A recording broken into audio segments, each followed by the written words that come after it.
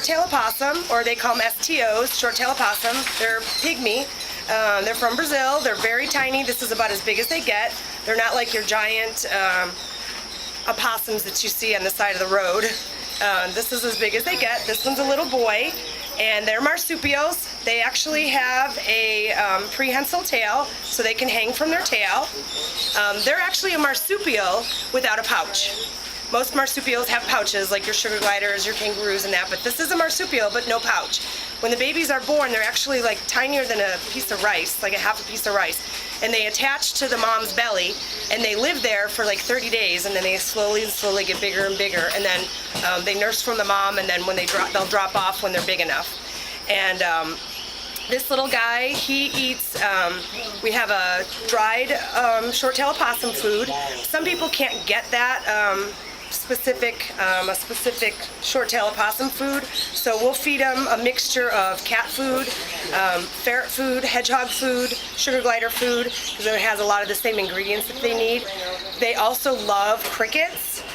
They love mealworms, and we'll also do like a little mixture of fruit and veggies and some protein, cottage cheese, scrambled eggs, chicken, just so they get their daily dose of proteins. But they love crickets. They're really cute to watch when they eat the crickets. These guys are escape artists, so you want to make sure, again, that you have a really good cage for them, a solid cage, possibly like a tank, maybe a 20-gallon tank is a good size, with a really solid lid that they can't escape from.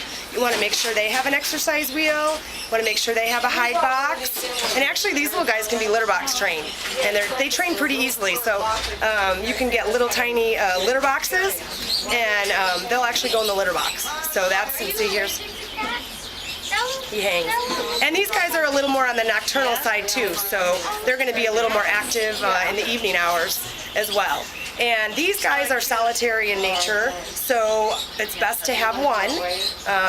The two males will fight. Two females, you know, you could possibly have two females together, but really it's best to just have the one. So, and a lot of people think, oh, I have to have two because he's lonely, but you want to kind of make sure if they're solitary in nature, like the hedgehog, then you want to make sure that you just have the one. And you know, there are other animals that are social, and then you'd want to have more than one. But this little guy, he does fine by himself. And they're super friendly, super soft. This little guy's hand raised. We always, the more you handle them, the friendlier they are.